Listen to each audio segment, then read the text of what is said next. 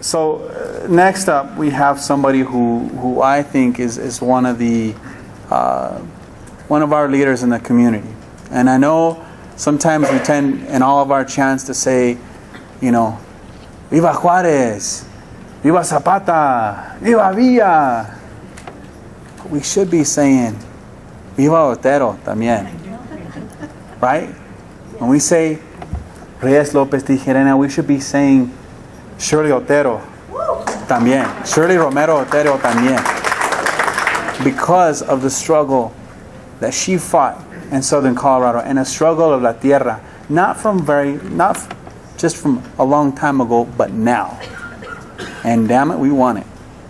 And so if it was not for you, you know, we wouldn't have been able to say I told you so to the feds and to a lot of those folks that tried to deny our connection to our land. I'm not trying to steal your thunder, but I do, you know, as a young man, you know, understanding and learning where I was from, along with so many other young people, we always would go to Grand Junction. And in our travel to Grand Junction, I'm like, man, what's in Grand Junction? And I heard Shirley Romero Otero speak. I'm like, man, I love Grand Junction. Grand Junction is awesome. And it's so vibrant. And it's such a big part of a Movimiento. And a long time ago, not too long ago, Grand Junction was Mexico. And we have to remember that. A long time ago. So, without further ado, I wanted to introduce and bring up to the stage Shirley Romero Otero on Southern Colorado's land rights struggle.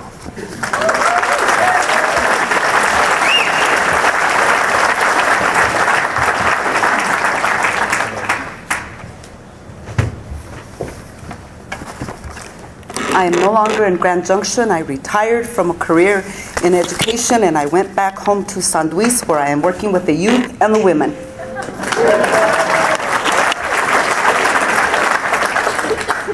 I want to thank the organizing committee and everybody who worked to put this event together. I never write my speech. In 30, 40 years that I've been speaking, I never write my speech. But I did tonight because I thought it was so important. I cannot believe all of the people that are in this room that I haven't seen in such a long time. We are older, we are graying, we are slower, but we're still here. And it's wonderful to see Daniel and his wife come up, and Tony, who has been a constant in the Chicano movement, and numerous people that are still here. I'm humbled. What a beautiful event. Thank you for asking me to be here. I'm going to address two issues. What is the significance of the land grant movement within the Chicano movement? And what role does the land grant movement play in Colorado history, U.S. history, world history? But before I start, thank you, Nita, for thanking those people that have come before us. I was going to do that. I won't. I too have to thank those people that came before us, not only in the land grant struggle, in the Chicano movement, and the civil rights struggle, but those people, our ancestors who came to this country after the border was set, that was the line. This is the book that I have told my children. If my house in San Luis burns down, let everything burn, but this book comes out. In 2002, after we got our decision, a partial victory decision from the Colorado Supreme Court and the U.S. Supreme Court, my prima, who does genealogy work, gave this book to me as a gift. This book is my history, both on my mother's side and my father's side. And it goes back to the late 1400s.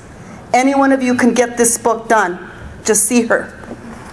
What this represents to me is the Chicana that you see before you today. I am a product of the Chicano movement, like many of us, and I am proud to say that I am a product of the Chicano movement. The Chicano movement gave me my identity.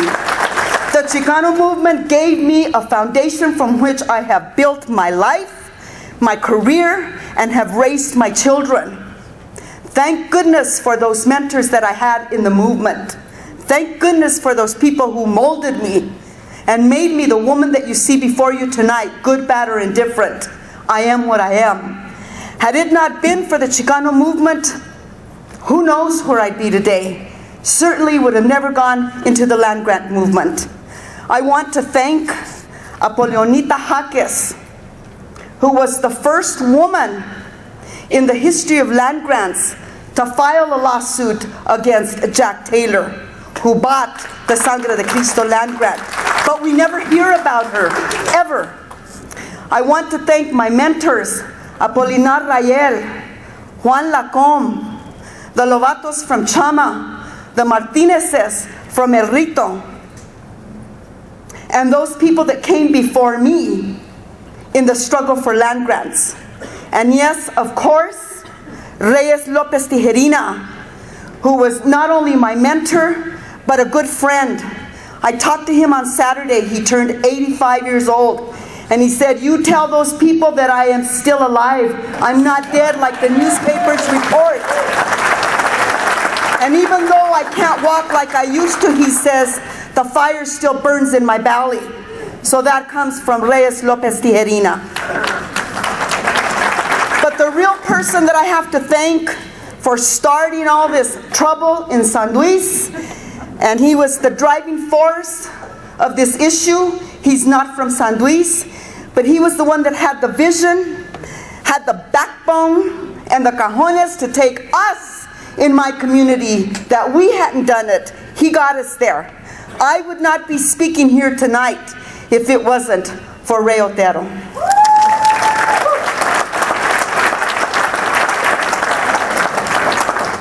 Now, before I end, there's others that I will thank that are in the room. What is the significance of the land grant movement within the Chicano movement? I came in after the first wave of Chicanos had knocked the doors open at the universities, and they were the first group of Chicanos to get their education. Many of them went back to their communities. Many went back to Alamosa and El Valle de San Luis, where I was born and raised. And got us all together from the different villages and communities in the Valle and said, you will go to school, you will go to college. Orale, I'm going to college, I guess. So we went to Adams State the summer before school started, and they indoctrinated us. You will not eat that lettuce, you will take Chicano studies. I was pissed. Who are you to tell me what to eat and what classes I am to take? You know, I've always been a little feisty, I'm like my dad. But I'm glad that someone sat me down and told me, you will take Chicano studies.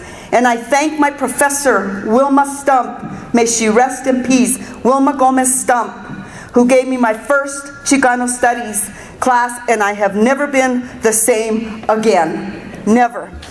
So I want to thank those people. At that point, the slogan was, lost our land, education is our stand. This reflected the urgent need for us to not only graduate from high school, but go on to institutions of higher learning. The Chicano movement at that time was an urban movement. I was lucky to have met every one of the leaders of the movement. Cesar Chavez, Corky Gonzalez, Jose Angel Gutierrez, and of course, Reyes Lopez Tijerina. But like people have said before me, none of those folks, none of those men would have been leaders without the help of the grassroots people. No one is a leader without people following them. So it was the people who made the movement.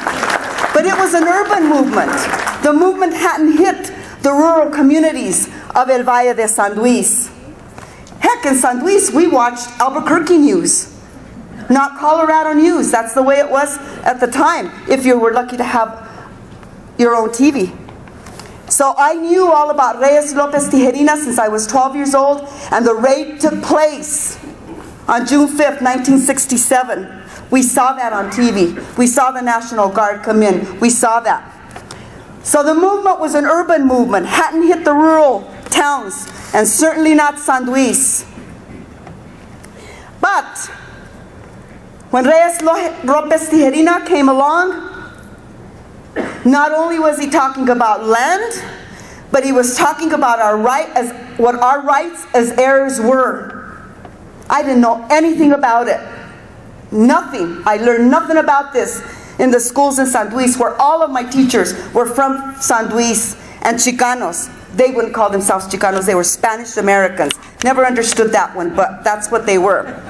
When Tijerina came on the scene, he made it an international issue. He made connections with the Puerto Ricans. He made connections with the blacks in the South that also have land grants. And of course, he made connections with the Native Americans, who we are hand in hand. What I didn't tell you about this book is that my oldest cousin did a DNA test 2 years ago because I was so anxious to find out what kind of a Native American woman I really was. Turns out, and it's been confirmed, and no denying it by anybody, I am a Jacaria Apache, and my roots come from the Picoris Pueblo in northern New Mexico. Damn proud of that. So he made those connections, and that's when the Chicano movement accepted the land grant movement as part of the Chicano movement. The concept of Aztlán was established. We wanted controls of our lands and the land grants in the Southwest. That's why the slogan, "Lost our land, education is our stand." There's a new book that you all have to read. It's called Properties of Violence by Professor David Correa out of UNM. This book is dedicated to the wrongs that the United States government and the FBI under Hoover did to those of us that were land grant activists. At the time of the raid, the New Mexico State Police, the National Guard, the two main newspapers in Albuquerque and Santa Fe, there was a conspiracy. They were continuing on the path of manifest destiny, the God-given right of the Western Europeans, the white Western Europeans, that they were to rule from the East Coast to the West Coast. And at first they were not supposed to pass the Mississippi River, but then they saw the land grants in the Southwest and the gold in California, and they said, "Chale, we want it all." But in New Mexico, they had the Mexican problem. Remember, San Luis, Costilla County, was part of New Mexico. We are the oldest indigenous community in Colorado. Do you read that in the history books? Did you know that? Our history is still being denied.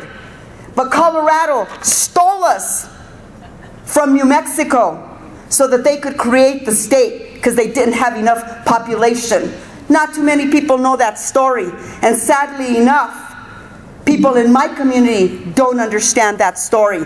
That's how we became part of Colorado. But I consider myself a manita from New Mexico.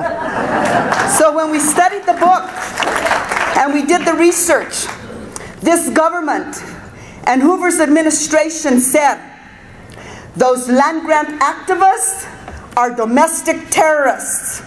It's not a new term that came up after 9/11. And we can prove that.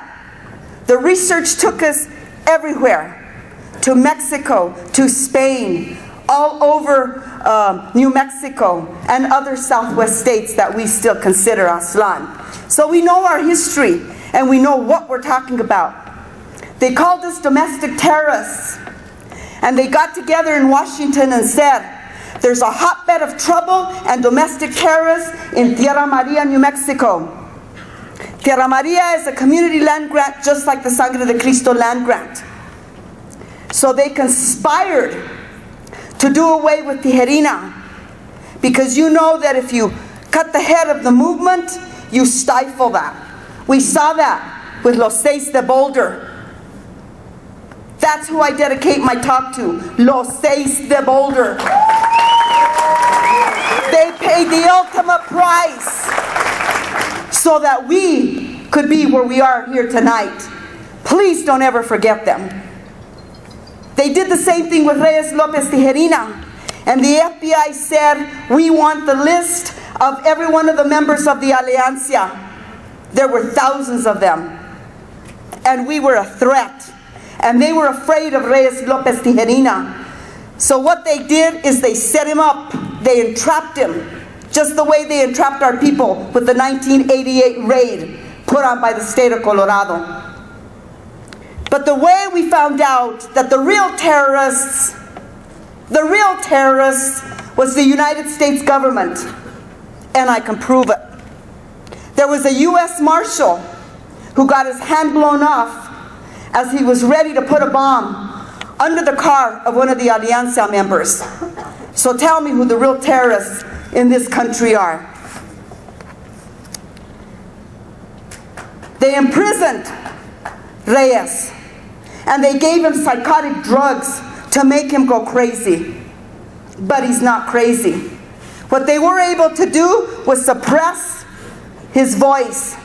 Part of his condition for being released from prison was that he was never to talk about the land grants again. And he was never to organize another land grant organization. That's when he left to Mexico. Today he lives in El Paso, Texas. He's 85 years old. So we learned that the Santa Fe Ring, who was a part of this conspiracy, of this manifest destiny, the judges in Washington, the lawyers, the surveyor generals, the people with the courts of private land claims, where we went and took our papers to prove that we were heirs. They took our papers, they cut them, they lost them. That is the significance of the land grant movement in the Chicano movement, that without land, you are nothing. Why do we go to war? It is no longer a foreign concept. In San Luis, many people own hundreds of acres of land. We are the poorest community in the state of Colorado and in the nation. But I'm telling you, that's a lie. We are one of the richest in land, in culture, in language, traditions. Not much has changed. And if we have anything to say about it, it will stay that way. What was the role? What role does the land grant movement play in Colorado history? We filed a lawsuit. We were taken off our land in 1960 after using the Sierra, the mountain. And if you've never been to San Luis, come. I personally will give you a walking tour and tell you all the history. We lived on that property since before 1960 for 100 years, till Jack Taylor from Carolina came in and said, North Carolina, you mean these Mexicans have all this land and they're not doing anything with it? Meaning that we weren't polluting the rivers and cutting down the trees. He came in, he filed a quiet title lawsuit on us, brought everything to Denver. This was 1960. Our people didn't understand what was happening. We were put off that land and terror reigned in my community. In 1977, I dropped out of college in Adams State, went back home, Ray and we started the Land Rights Council, convinced 118 individuals to stand in the place of their families that were not given their due process rights in 1960. 1981, we filed a lawsuit on behalf of 118 individuals, reclaiming our historic use rights on that mountain. This mountain, this property, this land grant has always been in private hands, unlike the land in New Mexico that is in the hands of the government, BLM, and Forest, the Forest Service. We filed a lawsuit in March 1981. In 1992, 11 years later, we got our first victory. Our right to have a hearing on due process. We were never allowed to tell our side of the story in court. We lost that when we appealed it, and we won again. El 24 de junio, June the 24th, 2002, very significant day for those of us who come from the acequia communities and the land grant communities. El 24 de julio is the first day that we are able to get in the acequias and get ourselves wet. Our mothers, our grandmothers made sure we never got in there before that. So it was a significant victory. And part of that legal victory was that we were able to win on usufructuary rights. What that means is a private landowner holds the land. However, we have rights to it. We now have the right to graze our animals up there, gather firewood, and wood to build our corrales, latillas, and other wood that we need. We didn't get the right to fish, to hunt, to recreate, and to gather our medicinal herbs, but we're not giving up on that. So it was a group of people that came together, and it wasn't necessarily the people from San Luis. It was the people from the Chicano movement. Our hearings were always here. So we would call the people we know, many of you in this group, and say we need to pack the courtroom. And we packed the courtroom. And the judges thought, those of you that are nodding, thank you for being there, because you were there. And the judges would think we were all from San Luis. Didn't matter. But it was a group of grassroots people and professionals. I have to thank La Cucaracha. The mainstream newspapers would never cover it. The Cucaracha did. And we started Tierra y Libertad that addressed just the issues of land grants. So thank you to Juan Espinosa and Pablo Mora, who are here, and all the others, Dave Martinez. He plays a dual role. These were professional journalists out of CU and Stanford. No nomás cualquier. I want to thank Jeff Goldstein. Pobrecito ese hombre. He was a lawyer with the National Lawyers Guild, very liberal lawyer. Took on the case, really by threatening him. You remember that dinner, Jeff? We threatened him. We told him, you will take this case. We will make the mess. You are the lawyers. You come in and mop it up. And he took it. And for the last 3 decades, he was the lead attorney on our case, Jeff Goldstein. He is now a judge.